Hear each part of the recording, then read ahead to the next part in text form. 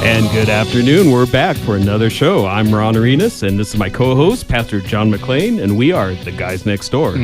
Brought to you by Picture Rocks Cooling, Heating, and Plumbing. Yeah, That's good. We are the Guys Next Door. We are, and we're always here every week to bring some influential guys from around town that are doing some great things. And this week we have Coach Eric Langford from Tucson High boys basketball. I appreciate you guys for having me today. Yeah, we appreciate you coming in. Yeah, it's our honor to have you here. I mean, it's thankfully Ron knows a lot of local legends, and we have one in studio with us today. And the work that you're doing, it's amazing work. I think kind of like, the work that's done, whether it's for the kids or, quote unquote, the underserved population. It's a lot of, it can be thankless at times. But for people like ourselves, at the end of the day, it's so worth it. So I definitely look forward to hearing like your testimony within that. Yeah, most definitely. It is a thankless job. Coaches are on the back end. People don't see all the hours you go through. And, when you have a family, they get to see it. But on the outside, people don't know how many hours you put in. So Right. It is a thankless job. Oh, yeah, definitely. I know I just spent, 4 years with my son in football and, just being involved in the program and seeing all the hours that all the coaches put in, not just the head coach, but all the coaches. Oh, yeah. Top to bottom. Yeah, top to bottom. Yeah, I didn't even think about that, but it's like, it kind of reminds me of back in basic training, our drill sergeants, like they used to have to wake up at 3 o'clock in the morning to get us ready at 4 o'clock in the morning. And they used to stay there after we left to clean up everything or do all that stuff. That's like being a football coach, I imagine. Oh, yeah, most definitely. Or a basketball coach, rather. Excuse me. Yeah, sorry. No. It's the same type of thing. You get up early, you prepare, then you go to practice. You don't know what problems you're going to deal with during the day. Every day comes with a new day. You have practice, weights, go home. You're still getting text messages, emails, calls. So, it's a job that literally 24/7. So before you came to Tucson High, were you coaching at another school? I was at Leading Edge Academy. That's in Gilbert, Arizona. Oh, okay. It's a 2A school, smaller school. Right. I was the JV coach there. I had a friend that started, I believe, 2 years before I did. Got the head coaching job. Okay. He was like, come on board. And I was like, no, my dream job is Tucson High. I'll still wait it out. And he was like, no, I need you. So I spent 2 years there, and Tucson High opened up 2 years later. Nice. Awesome. For people in the audience that don't know, so Coach Langford graduated from Tucson High in 1991, where he was a two-time All-Region player and averaged 25 points a game as a senior. And then he returned to Tucson High to coach the varsity boys basketball back in 2020. Yep. And he's been building that program ever since. And just tell us a little bit about the past couple years. I'll be honest with you. I came back. It was a dream job, so I played professionally for a little bit. Nice. During that time, I got into player coach, so I was player coach for 2 years professionally. And that brought me back to Tucson High. I always thought it was a dream job for me to come back home. Right. Lived in the Valley for about 30 years, so just thought I'd come back home. And Gilbert, I'm guessing Gilbert most of the time? It was Gilbert, Chandler, lived on the west side a little bit, but most of my time was in Chandler. Okay, Gilbert. I grew up in Chandler. Oh, okay, yeah. Chandler and Gilbert. Interesting. So when you say, I mean, you keep referring to the Tucson High job as a dream job, and I've lived in Tucson for 22 years, but most people probably wouldn't, when you say that, they probably wouldn't think of Tucson High as being a dream job. So why is that for you? Well, you got to know Tucson High has a lot of history. My dad went there, my uncles, my aunts, most of my family, probably 90% of my family. My dad won state championships in football, basketball. He coached a track championship there. So there's a lot of history there. When we played, we didn't lose too many games. So I just felt like my stepping stone would be Tucson High. So I just felt it would, biggest high school south of Desert Vista. In Phoenix, I always tell the kids. So we're on an island down here by ourselves. When we play Phoenix, they always look at us like, oh, we're playing Tucson. Should be an easy win. And I'm just trying to get back to the culture of winning, having a good program, kids on and off the court. So that's why it was a dream job to me. Saul, my uncle's been there 26 years as a freshman coach. Hmm. And Oh, he wow. was the one that called me and said the job opened up, put in my resume, put in my application. Mm-hmm. So I was able to come back home. That's cool. Yeah, that is. Mm-hmm. And there is so much history in Tucson High. It's Yeah. the oldest high school in Tucson. It's Yep. the largest high school in Tucson. Yep. And for you and I, of course, the glory days are the late 80s and the early 90s. Right, 'Cause that's right. when we were there. Yes. Yep. Yeah. And that's what I remember. Mm-hmm. Walking around campus, the sports were the biggest things there. We had mariachis that were big there. But other than that, you heard about the sports programs. Our Mhm. baseball team, when me and Ron were there, I believe won state titles. So Yeah. there's a yeah. lot of history. I think they were the top 10 in the nation. Yeah. And we had a really good soccer program, Yep. good basketball program, good football program. Yeah. Mm-hmm. Yeah. So we had it going on. Nice. The good old days. Most The definitely. glory days. Most definitely. So what would you say are some of the and this is a slight curveball, but I know you'll pick it up quickly.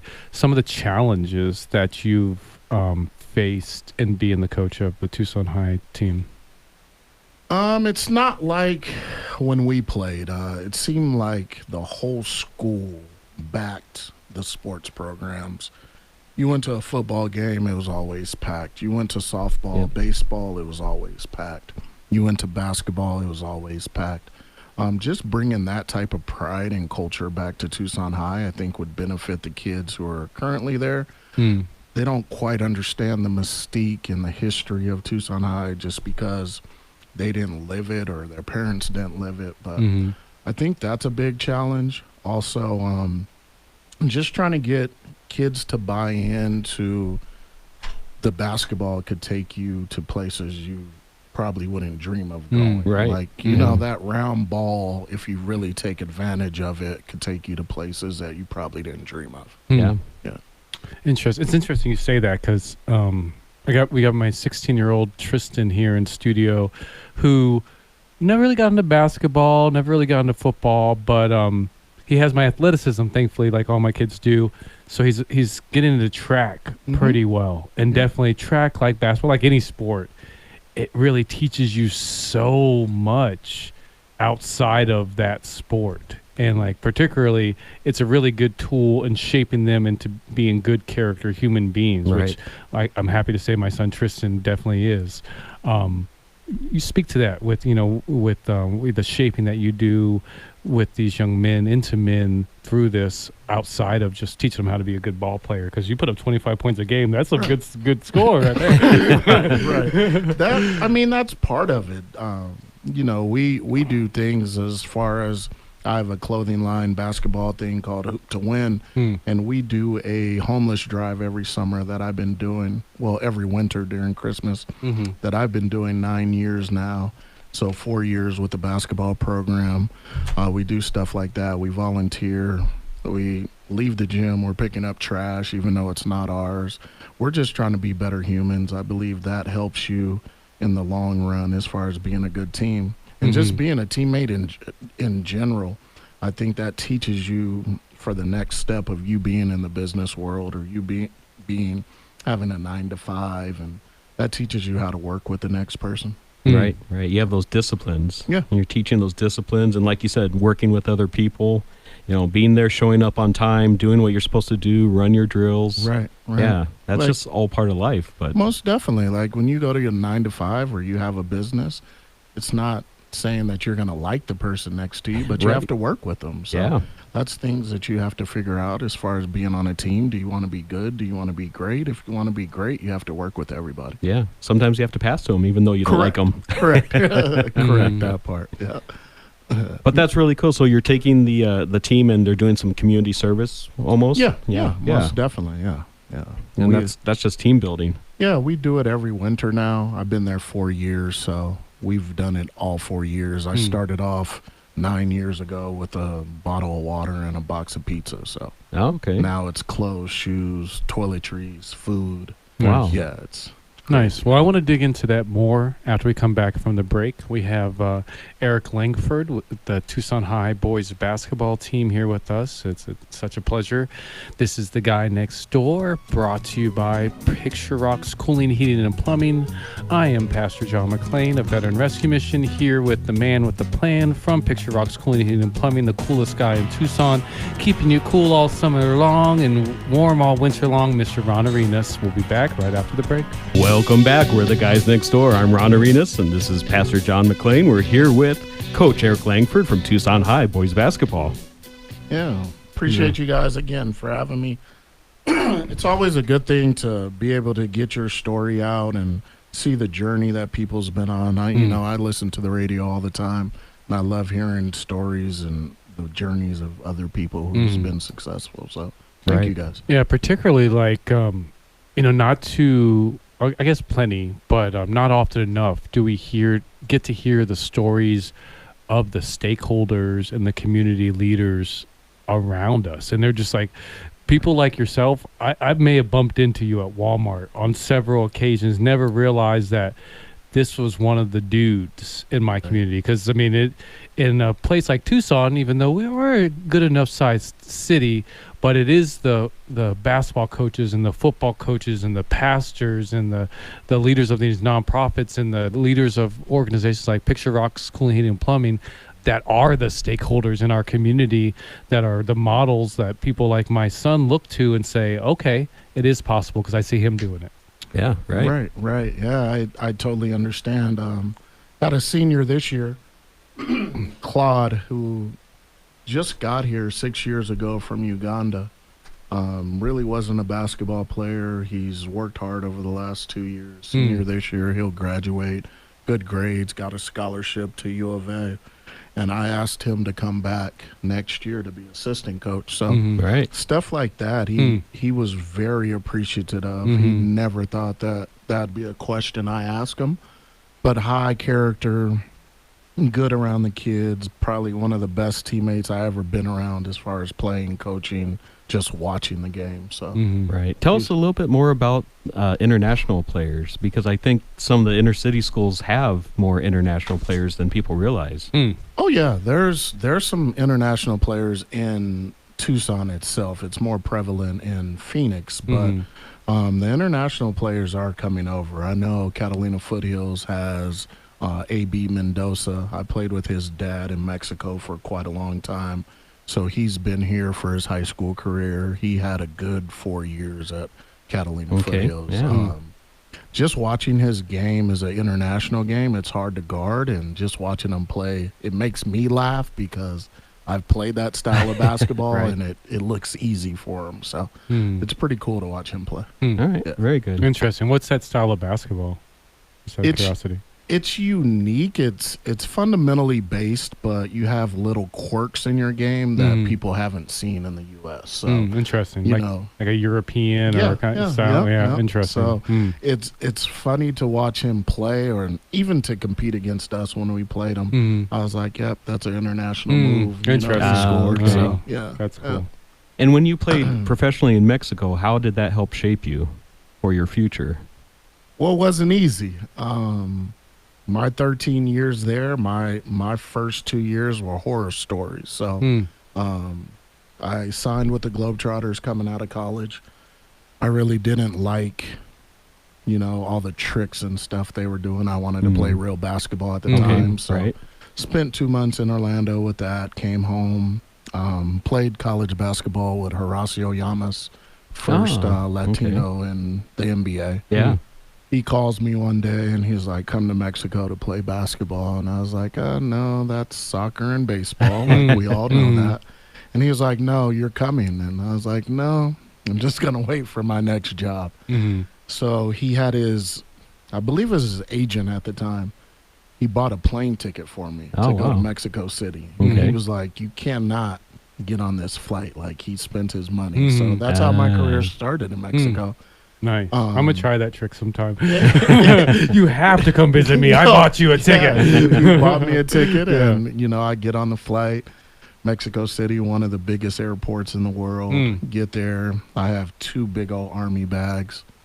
don't see a name on a sign for miles for me. Oh, wow. And so I sit on my Army bags, and I'm there for about 2 hours. And guy walks by probably 10 times looking at me. And finally, he comes back about 15 minutes, and he's signaling, bouncing a ball. Ah, okay. Mm. And I'm like, do I trust this or what? So ended up trusting it.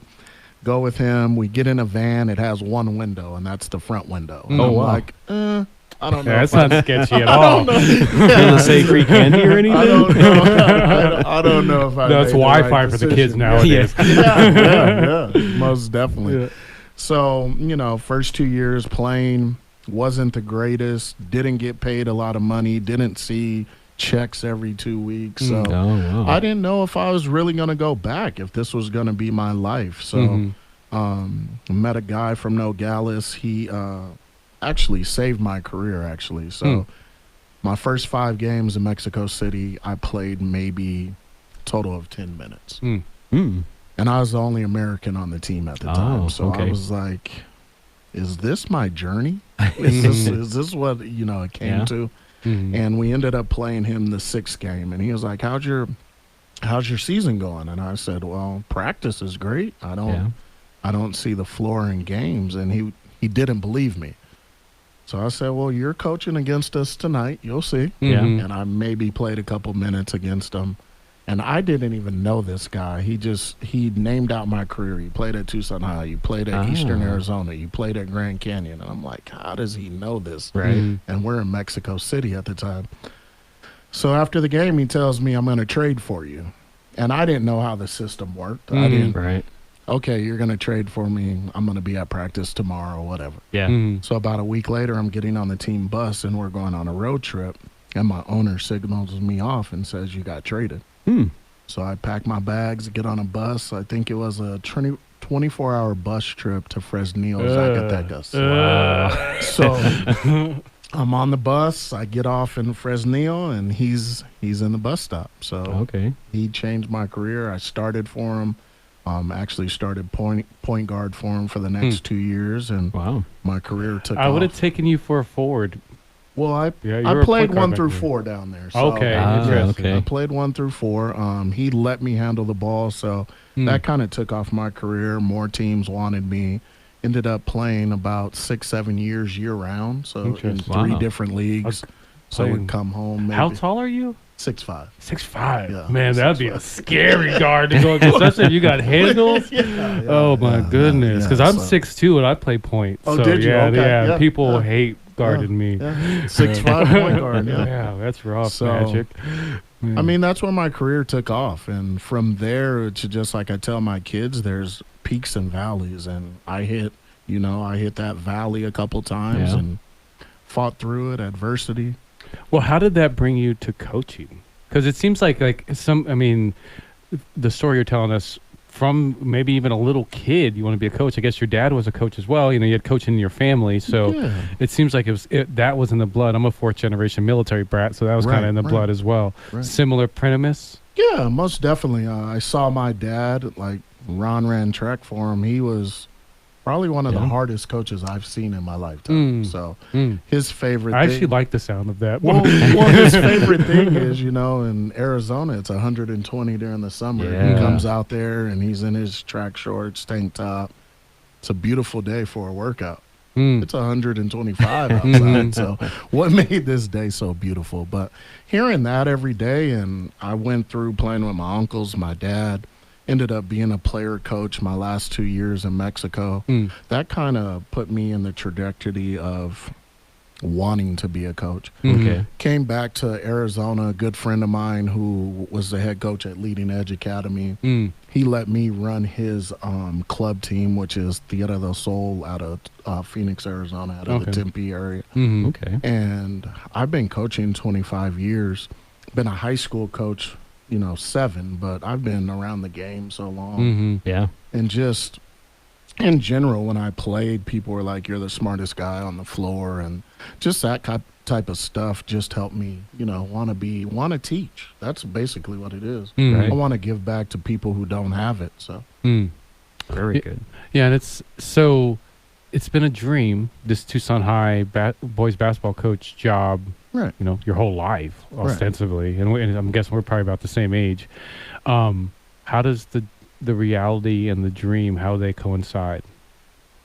The reality is here. The dream now, I lived it. Mm-hmm. My first 4 years. I lived it the first year. But now it's like I've conquered my dream. Now it's time to get back to reality. What's the reality of a Tucson High job? You have to go against Phoenix every year. That's where that's where the championship lies. Mm-hmm. So that's where I just build up so much in me, and I'm trying to give back to the kids so they understand, like, the championship isn't in Tucson, it's in Phoenix. Like, you have to be able to compete with Phoenix every year, in and out, if you want to be great.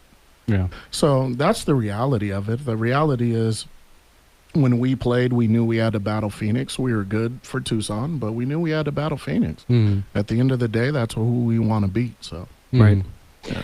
Earlier, you mentioned Hoop to Win. Can you tell us about that? That started off in 05, actually. So I started making random T-shirts with a logo on it. And this is when I played professionally, and my teammates were like, "Can I have one? Why do you want one of, why do you want one of my T-shirts?" And they were like, "No, that's a cool design."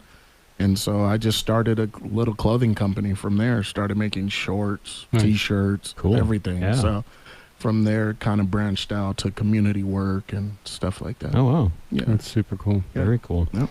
Yeah, we definitely got to connect on that more. Yeah, well, I'm sure. That's probably why you're connected to Ron already. Like Ron and Picture Rocks Cooling, Heating, and Plumbing, they do a lot of charitable work. I run a nonprofit to help connect homeless veterans with housing. Awesome. So, definitely, I'm sure there's probably a lot of overlap with helping the disenfranchised population. Anyway, so yeah, definitely we'll be wanting to plug in for Hoop to Win. So I guess we got about a minute left. What does the future look like for Tucson High basketball, and particularly Coach Langford? The future for Tucson High basketball is in good hands. Like, there's kids who actually want to play at Tucson High once again, like when we were in schools, late 80s, 90s. To me, it kind of fell off for a couple years, but now it seems like kids actually want to play at that school. So, we'll come back and we'll see what happens next year. So. Nice. And how can people get a hold of you if they want to plug in with Hoop to Win or help support anywhere? hooptowinbasketball@gmail.com. Nice. Perfect. Awesome. Thank you so much, Coach. Thank you. You're welcome. That's Coach Eric Langford with Tucson High's boys basketball team. Definitely check them out and support. This is the guys next door with Picture Rocks Cooling, Heating, and Plumbing. We definitely want to thank our sponsors, R&R Mini Roll-Offs, Picture Rocks Cooling, Heating, and Plumbing. I am Pastor John McClain with Veteran Rescue Mission, here with Mr. Ron Arenas, the coolest guy in Tucson, keeping you warm all summer long and cool all the other way around. We'll catch you next week.